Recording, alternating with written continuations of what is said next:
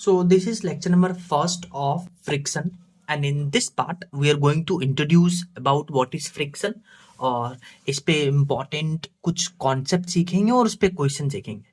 देखिए फ्रिक्शन क्या होता है, जब भी दो सरफेस के बीच में रिलेटिव मोशन होता है। फॉर एग्जांपल मान लीजिए इस सरफेस पे एक ब्लॉक रखा हुआ है और ब्लॉक और सरफेस के बीच में रिलेटिव मोशन हो रहा है, तब यहाँ पे क्या होता है, due to basically intermolecular attraction, यहाँ पे फ्रिक्शन फोर्स एक्ट करता है। तो फ्रिक्शन फोर्स क्या है? Friction opposes relative motion, it is property of oppose in a relative motion where two surfaces present in contact. और जो फ्रिक्शन लगने का रीजन क्या है, वो है इंटरमोलिक्यूलर अट्रैक्शन, इंटरलॉकिंग नहीं है। ये जो इंटरलॉकिंग थ्योरी है, ये पहले थ्योरी दिया जाता था कि फ्रिक्शन दो सरफेस के बीच में क्यों एक्ट होता है। इंटरलॉकिंग मतलब इस थ्योरी में अकॉर्डिंग बोला गया था कि जो सरफेस होते हैं उनमें ऐसे ग्रुप्स बने होते हैं और जो दूसरा सरफेस है उनमें भी ग्रुप्स बना होता है, ये ग्रुप्स आपस में इंटरलॉक होते हैं तभी फ्रिक्शन लगता है। पर ये थ्योरी गलत है। जो फ्रिक्शन का रीजन है दैट इज इंटरमोलिक्यूलर अट्रैक्शन। और एक चीज याद रखिएगा, friction is electromagnetic in nature. आपको पता है कि डिफरेंट डिफरेंट नेचुरल फोर्सेस होते हैं, तो डिफरेंट डिफरेंट नेचुरल फोर्सेस में इलेक्ट्रोमैग्नेटिक नेचर होता है फ्रिक्शन का। ठीक है, अब जनरली जो होता है फ्रिक्शन तो मोशन को अपोज करता है, बट कुछ केस में क्या होता है, फ्रिक्शन मोशन को सपोर्ट करता है।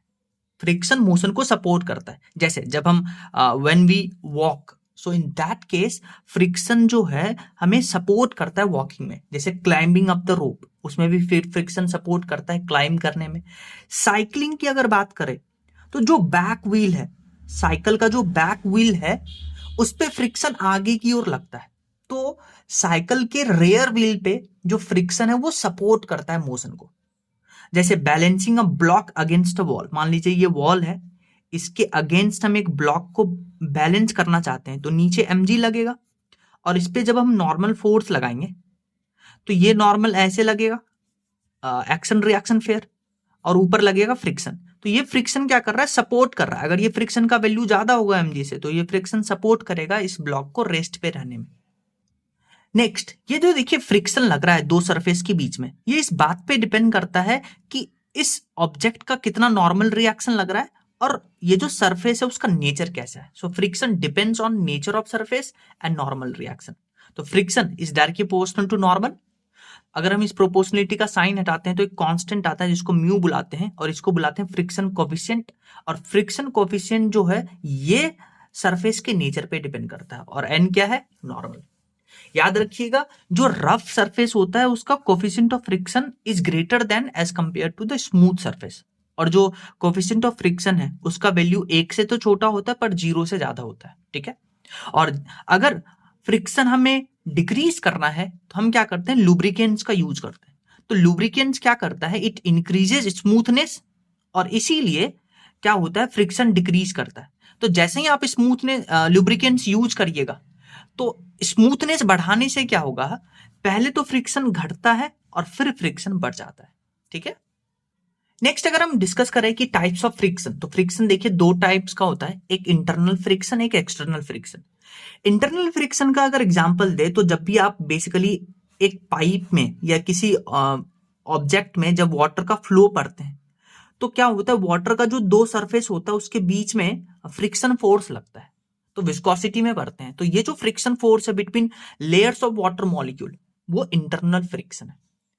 दूसरा होता है एक्सटर्नल फ्रिक्शन। एक्सटर्नल फ्रिक्शन दो टाइप्स के होते हैं, स्टैटिक फ्रिक्शन और काइनेटिक, जिसको डायनेमिक फ्रिक्शन भी कहते हैं। अगर कोई ऑब्जेक्ट, मान लीजिए आपके पास ये ब्लॉक है, ये ब्लॉक इस सरफेस पे रेस्ट पे है, यानी वेलोसिटी 0 है, तब यहां पे स्टैटिक फ्रिक्शन लगता है। और जो स्टैटिक फ्रिक्शन का मैक्सिमम वैल्यू है उसको लिमिटिंग फ्रिक्शन बुलाते हैं, और लिमिटिंग फ्रिक्शन का वैल्यू होता है mu L into normal force.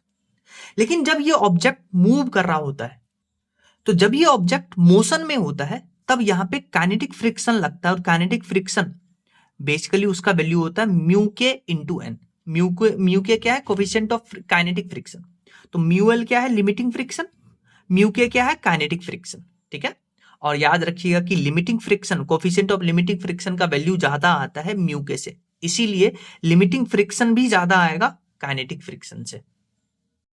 अब जैसे एक एग्जांपल देखिए, मान लीजिए एक ब्लॉक एक सरफेस पे है और आप इधर राइट साइड की तरफ फोर्स लगा रहे हैं, तो फ्रिक्शन पीछे लगेगा।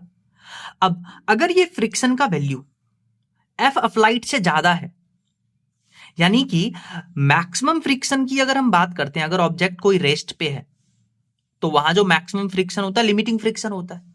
अगर ये फ्रिक्शन अप्लाइड फोर्स से ज्यादा है तो आपको पता है ये ब्लॉक रेस्ट पे रहेगा, और अगर ये ब्लॉक रेस्ट पे रहेगा तो जब भी ब्लॉक रेस्ट पे रहता है तो फ्रिक्शन का जो वैल्यू आता है वो एडजस्ट करता है according to the applied force.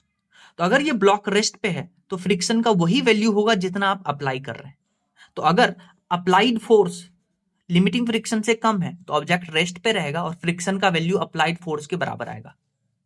अब अगर ये दोनों फोर्स बराबर हो जाए, अप्लाइड फोर्स लिमिटिंग फ्रिक्शन के बराबर आ जाए, तब भी ये ब्लॉक अभी जस्ट इस इंस्टेंट पे रेस्ट पे रहेगा और ये it will be about to slide down.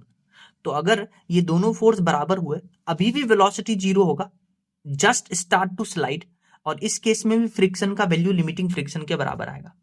लेकिन अगर F applied, F friction force से ज्यादा हो जाए, तो अगर F applied friction limiting friction से ज्यादा हो जाएगा तो जो फ्रिक्शन फोर्स है, अब वो फ्रिक्शन फोर्स म्यू के इंटू एन लगेगा, वो फ्रिक्शन फोर्स म्यू के इंटू एन लगेगा, और फिर इस ऑब्जेक्ट में एक्सेलरेशन आएगा और एक्सेलरेशन निकालेंगे F net upon total mass. F net क्या है, एफ अप्लाइड ज्यादा है तो फ्रिक्शन इधर, एक्सेलरेशन इधर होगा, तो F applied minus kinetic friction divided by mass.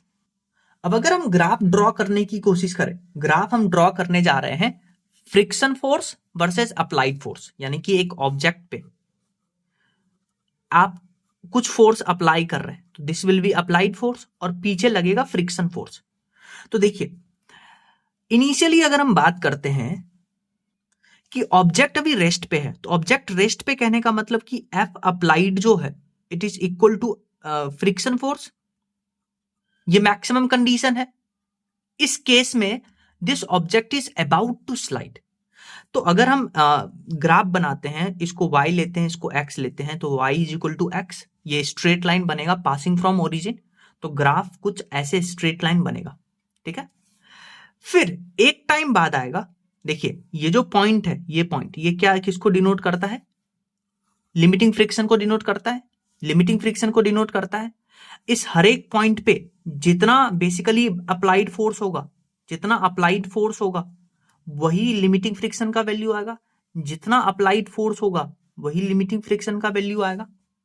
लेकिन अगर अप्लाइड फोर्स ज्यादा हो गया लिमिटिंग फ्रिक्शन से, तो ये देखिए ऑब्जेक्ट अब मूव करना स्टार्ट करेगा और फिर उस पे जो फ्रिक्शन फोर्स लगेगा वो कांस्टेंट फ्रिक्शन फोर्स लगेगा।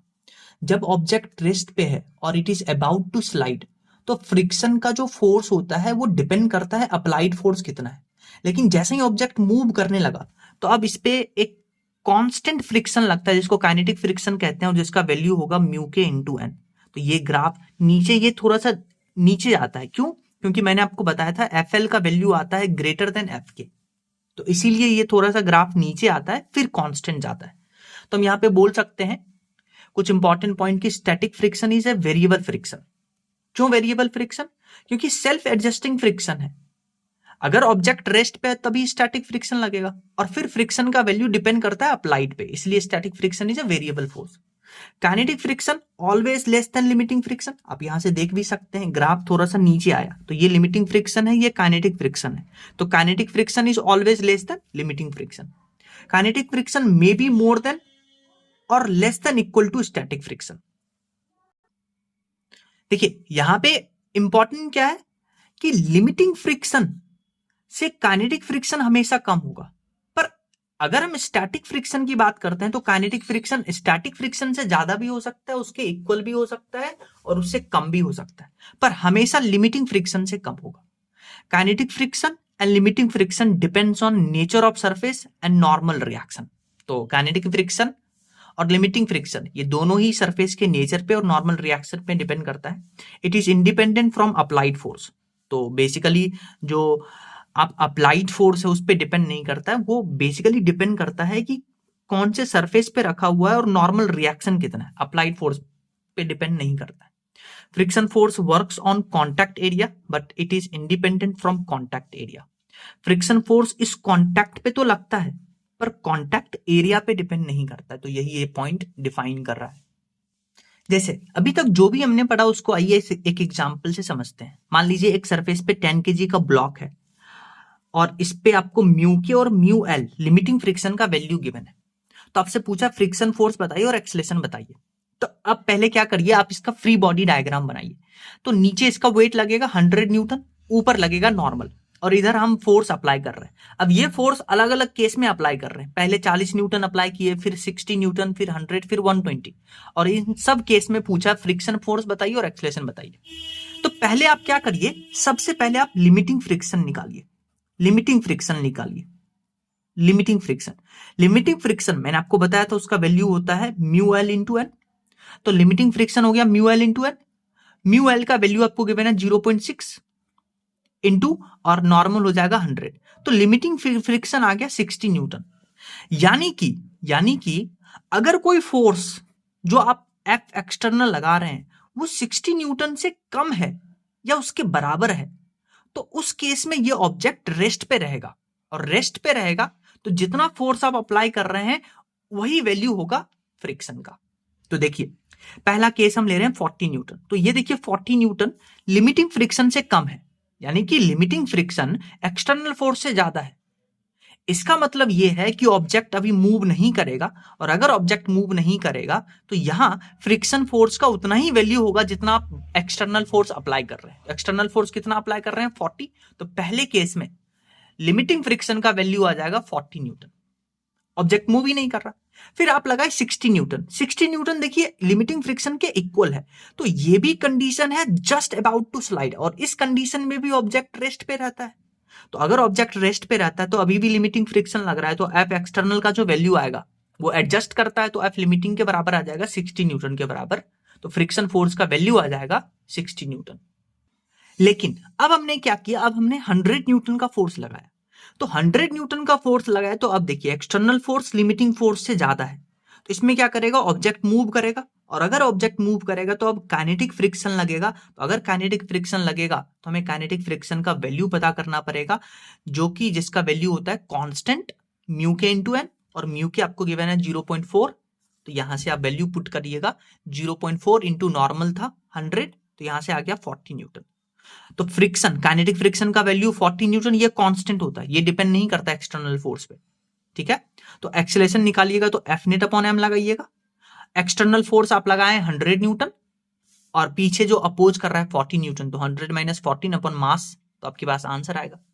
फिर नेक्स्ट हम लगा रहे हैं 120 न्यूटन का फोर्स। तो अभी भी एफ एक्सटर्नल लिमिटिंग फ्रिक्शन से ज्यादा है, तो ऑब्जेक्ट क्या करेगा, मूव करेगा, उस समय काइनेटिक फ्रिक्शन लगेगा। काइनेटिक फ्रिक्शन का वैल्यू कांस्टेंट होता है सभी केस में, चाहे आप बाहर से कितना भी एक्सटर्नल फोर्स लगाते हैं। पर एक्सेलरेशन हो जाएगा total force upon mass. Total force कितना है, आगे की तरफ 120, पीछे की तरफ 40, तो 120 माइनस 40 अपॉन 10, तो ये आ जाएगा 8 मीटर पर सेकेंड स्क्वायर। नेक्स्ट क्वेश्चन देखिए, इस बार हम क्या कर रहे हैं, सेम हमारे पास ब्लॉक है और आपको म्यू के और म्यू एल का वैल्यू गिवन है, और इस बार हम क्या कर रहे हैं, एक एंगल पे फोर्स लगा रहे हैं। एंगल है 37 डिग्री। तो अब आप देखिए इस फोर्स का कंपोनेंट करिएगा, ये एफ कॉस 37, ये एफ साइन 37।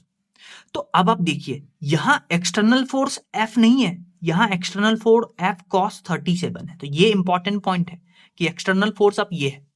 तो पहले आप क्या करिएगा, आपको 40 न्यूटन फोर्स लगाते हैं, ये फोर्स 40 न्यूटन है, ये फोर्स नहीं है। जब आप कैलकुलेशन करिएगा तो एफ एक्सटर्नल एफ कॉस 37 लीजिएगा, ये नहीं लीजिएगा, पर आपको क्वेश्चन में एफ का वैल्यू गिवन है। तो पहले बोला 40 न्यूटन का फोर्स लगाते हैं, फिर 60 न्यूटन का। तो अब बताइए फ्रिक्शन का वैल्यू, फ्रिक्शन फोर्स का वैल्यू और एक्सेलरेशन का वैल्यू। तो पहले आप क्या करिएगा, लिमिटिंग फ्रिक्शन निकालिए। लिमिटिंग फ्रिक्शन निकालिएगा तो लिमिटिंग फ्रिक्शन का वैल्यू होता है mu L into N. Mu L आपको गिवन है 0.6। नॉर्मल आप कैलकुलेट कर सकते हैं, देखिए ऊपर एफ साइन 37, ऊपर नॉर्मल, नीचे एम जी। तो normal plus F sine 37 equal to M G, तो नॉर्मल हो जाएगा 100 माइनस एफ साइन 37। तो यहां से लिमिटिंग फ्रिक्शन आ गया आपके पास 45.6 न्यूटन। अब आप देखिए जो आप बाहर से अब देखिए एफ लगा रहे हैं आप 40, तो ये एक्सटर्नल फोर्स है तो एफ कॉस 37 यानी 40 कॉस 37, तो 40 कॉस 37 ये आ जाएगा 32 न्यूटन। यानी एक्सटर्नल फोर्स जो देखिए वो लिमिटिंग फ्रिक्शन से कम है। अगर एक्सटर्नल फोर्स लिमिटिंग फ्रिक्शन से कम है तो ये ब्लॉक मूव ही नहीं करेगा, तो जो बेसिकली फ्रिक्शन फोर्स का वैल्यू आएगा वो एडजस्ट करेगा according to the external force. तो एक्सटर्नल फोर्स है 32 न्यूटन, तो यहां जो फ्रिक्शन का फोर्स आएगा वो आएगा 32 न्यूटन। अब बात करते हैं 60 न्यूटन पे। सो नेक्स्ट है 60 न्यूटन। तो 60 न्यूटन में अगेन हम लिमिटिंग फोर्स निकालेंगे। Limiting force mu L into N, तो म्यू एल 0.6 और नॉर्मल किसके बराबर होगा 100 माइनस एफ साइन 37, ठीक है, एफ साइन 37 क्योंकि फोर्स, अब यहां पे फोर्स डालेंगे 60 न्यूटन, तो यहां से आ गया लिमिटिंग फ्रिक्शन 38.4 न्यूटन। और आपके पास एक्सटर्नल फोर्स है एफ कॉस 37 यानी कि 60 कॉस यानी 48। अब देखिए एफ एक्सटर्नल जो है एफ लिमिटिंग से ज्यादा है, तो इस समय ब्लॉक मूव करेगा, ब्लॉक में एक्सेलरेशन आएगा और यहां पे लगेगा काइनेटिक फ्रिक्शन। जैसे ही ब्लॉक मूव किया काइनेटिक फ्रिक्शन लगेगा। काइनेटिक फ्रिक्शन का वैल्यू कांस्टेंट होता है म्यू के इंटू एन, तो म्यू के है 0.4, नॉर्मल किसके बराबर है 100 माइनस एफ साइन 37 यानी 100 माइनस 60 इंटू 3/5, तो यहां गया काइनेटिक फ्रिक्शन का वैल्यू 25.6। तो ये ब्लॉक है, ब्लॉक पे आगे लग रहा है कितना एफ कॉस 37 यानी 60 कॉस 37 यानी 48 न्यूटन, पीछे लग रहा है काइनेटिक फ्रिक्शन 25.6, तो एक्सेलेरेशन इधर होगा, तो एक्सेलेरेशन निकालने के लिए एफ नेट यानी 48 minus 20.5 divided by total mass 10, तो आपके पास एक्सेलेरेशन आएगा। नेक्स्ट क्वेश्चन देखिए, इसमें आपको 4 केस गिवन है, सब में देखिए फोर्स कैसे लग रहा है, एंगल पे लग रहा है, सीधा लग रहा है, पैरेलल लग रहा है। आपको बोला है कि इन चारों केस में क्या निकालना है, फ्रिक्शन फोर्स और minimum force required to pull और push the object in given condition. तो पहले आप क्या करिए, इस गिवन कंडीशन, इस पहले वाले कंडीशन को देखिए। इसमें फोर्स ऐसे लग रहा है, नीचे लगेगा mg, ऊपर लगेगा नॉर्मल और फ्रिक्शन फोर्स ऐसे लगेगा। तो यहां देखिए नॉर्मल mg के बराबर, ठीक है, तो फ्रिक्शन फोर्स किसके बराबर होता है म्यू इंटू एन, तो नॉर्मल mg के बराबर, तो फ्रिक्शन फोर्स आ गया म्यू mg। तो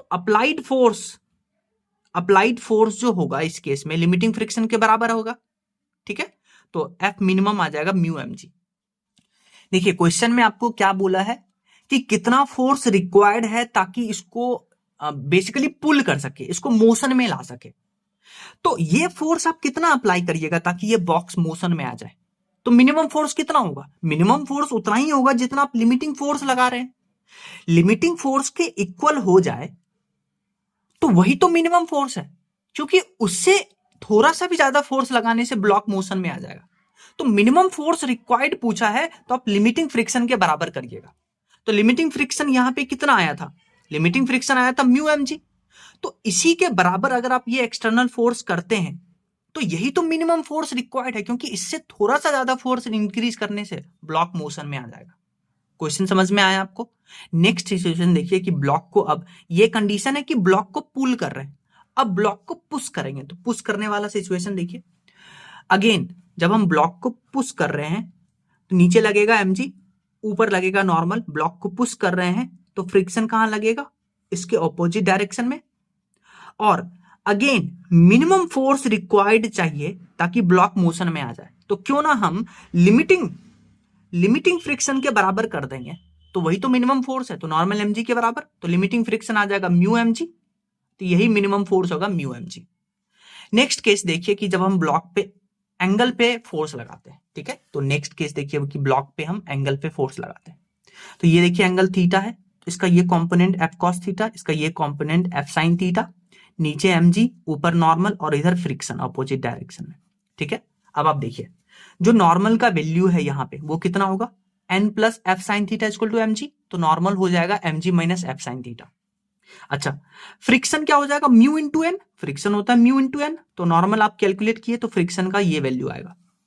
फिर आपसे पूछा है कि मिनिमम रिक्वायर्ड, ये फोर्स तो कैंसिल हो गया, अब ये एफ एक्सटर्नल, तो मिनिमम एफ एक्सटर्नल रिक्वायर्ड ताकि ये ब्लॉक मोशन में आ जाए, तो ये एफ कॉस थीटा इस लिमिटिंग फ्रिक्शन के इक्वल होना चाहिए, तो एफ कॉस थीटा को लिमिटिंग फ्रिक्शन के इक्वल कर दीजिए, यानी F cos theta equal to mu mg minus F sine theta. तो यहां से एफ मिनिमम आ जाएगा, कॉस थीटा को नीचे लेके आइएगा, इसको मल्टीप्लाई करिएगा, तो mu mg upon cos theta plus mu sine theta. तो ये फोर्स आ गया। अब मिनिमम फोर्स निकालने के लिए आपको क्या करना पड़ेगा, मिनिमम चाहिए तो इस वैल्यू को आपको मैक्सिमम करना पड़ेगा, ठीक है। तो cos theta plus mu sine theta को मैक्सिमम करना पड़ेगा। तो इसके लिए क्या करेंगे, जब मैंने आपको बताया था अगर y equal to A sine theta है प्लस बी कॉस थीटा है, तो y का मैक्सिमम वैल्यू चाहिए, तो आप क्या करते हैं, रूट अंडर ए स्क्वायर प्लस बी स्क्वायर। तो सिमिलरली आप क्या करिए, एफ मिनिमम के लिए इन दोनों का मैक्सिमम ले लीजिए, यानी 1 का स्क्वायर प्लस म्यू का स्क्वायर, तो रूट अंडर 1 का स्क्वायर प्लस म्यू का स्क्वायर। तो आपके पास एफ मिनिमम आ गया रिक्वायर्ड, ताकि ब्लॉक को मोशन में ला सके, mu M G divided by root under 1 plus mu square. तो ये याद रखिएगा। फिर आपसे पूछा है कि वो थीटा, वो मिनिमम थीटा बताइए ताकि ये ब्लॉक मोशन में आ जाए। तो देखिए, आप y equal to cos theta plus mu sine theta है, तो इसका डिफरेंशिएशन करके 0 कर दीजिएगा, तो आपके पास टेन थीटा आएगा म्यू, तो वो थीटा आ गया, ताकि block just about to move होगा टेन इनवर्स म्यू। तो ये डायरेक्ट फॉर्मूला याद रखिएगा। नेक्स्ट केस क्या था, अब हम ब्लॉक पे क्या कर रहे हैं, ऐसे फोर्स लगा रहे हैं इस एंगल थीटा पे, ठीक है। तो इस फोर्स को आप बेसिकली शिफ्ट कर लीजिए, ये थीटा, ये एफ कॉस थीटा, ये एफ साइन थीटा, और ये एम जी, ये नॉर्मल। अब आप देखिए, ये फोर्स तो कैंसिल, क्योंकि इसका कंपोनेंट कर लिए, ये एफ कॉस थीटा, ये एफ साइन थीटा। पहले तो आप नॉर्मल का वैल्यू निकालिए, तो नॉर्मल का वैल्यू हो जाएगा M G plus F sine theta. Limiting friction क्या होगा, म्यू इंटू एन, तो mu into M G plus F sine theta. अब देखिए, जस्ट अबाउट टू अगर इसको मूव करवाना है तो एफ कॉस थीटा को लिमिटिंग फ्रिक्शन के बराबर करना पड़ेगा, तो F cos theta will be equal to limiting friction. तो यहां से फोर्स आ जाएगा mu M G upon cos theta minus mu sine theta, ठीक है। तो ये फोर्स कब लग रहा है, जब आप ऐसे फोर्स इस थीटा पर लगा रहे हैं। तो क्या डायरेक्ट आप एक रिजल्ट याद रखिएगा, क्या सीखा हमने, कि to pull the object with minimum effort force is applied at angle theta equal to tan inverse mu. यानी कि अगर आपको एक ऑब्जेक्ट को पुल करना है, ये पुशिंग वाला केस है, अगर आपको ऑब्जेक्ट को पुल करना है तो आपको मिनिमम एफर्ट के साथ पुल करना है, तो कौन से थीटा पे फोर्स लगाइएगा, इतना पे। और कितना मिनिमम फोर्स लगाना पड़ेगा, mu M G divided by root under 1 plus mu square. और अगर आपको पुश करना है तो to push the object with minimum effort force is applied parallel to the surface and minimum force is mu M G. क्योंकि आप इस condition में देखिए, ये जो फोर्स लगा रहे हैं आप, इसमें mu M G cos theta minus mu sine theta, ये वैल्यू डिक्रीज करेगा, क्योंकि ये 1 से छोटा आएगा तो फोर्स बढ़ गया, तो यहां ज्यादा फोर्स लगाना पड़ेगा। तो अगर किसी ऑब्जेक्ट को आपको पुश करना है तो आप क्या करिएगा, ग्राउंड के पैरेलल फोर्स लगाइएगा, और वहां पे क्या होगा, म्यू एम जी के बराबर आएगा वो फोर्स, मिनिमम फोर्स पुशिंग के केस में। नेक्स्ट हम एक टर्म डिफाइन करने जा रहे हैं, फ्रिक्शन एंगल, जिसको थीटा से डिनोट करते हैं। फ्रिक्शन एंगल को डिफाइन करने के लिए आप एग्जांपल लीजिए। मान लीजिए आपके पास सरफेस पे एक ब्लॉक रखा हुआ है, इस ब्लॉक के नीचे लगेगा एमजी, ऊपर लगेगा नॉर्मल, और अगर इस ब्लॉक को इधर पुल करेंगे तो इस पे पीछे फ्रिक्शन लगेगा। अब आप देखिए, ये जो नॉर्मल फोर्स है और फ्रिक्शन है, ठीक है, इन दोनों का जो रिजल्टेंट होता है उसको बुलाते हैं कॉन्टैक्ट फोर्स। तो पहले तो एक डेफिनेशन सुनिए, कॉन्टैक्ट फोर्स क्या होता है। कॉन्टैक्ट फोर्स क्या होता है, contact force is the resultant of friction force and the normal force. So contact force क्या होता है, resultant of friction force and normal force is called contact force. अब आप सुनिए, the angle between normal and the contact force, the angle between normal and the contact force, उसको बुलाते हैं हम friction angle. So friction angle क्या है, angle between contact force and normal reaction is called friction angle, ठीक है। अब आप क्या करिए, अब वेक्टर का खेल है, क्या करिए आप, देखिए ऊपर लग रहा है नॉर्मल और इधर लग रहा है फ्रिक्शन, फ्रिक्शन का maximum value mu into N, और ये लग रहा है कॉन्टैक्ट फोर्स, ठीक है।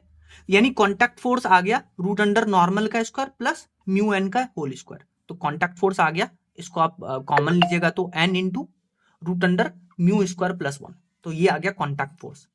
तो अब आप क्या करिए, इस वेक्टर को रिप्रेजेंट करने के लिए इसको थोड़ा सा मॉडिफाई करिए।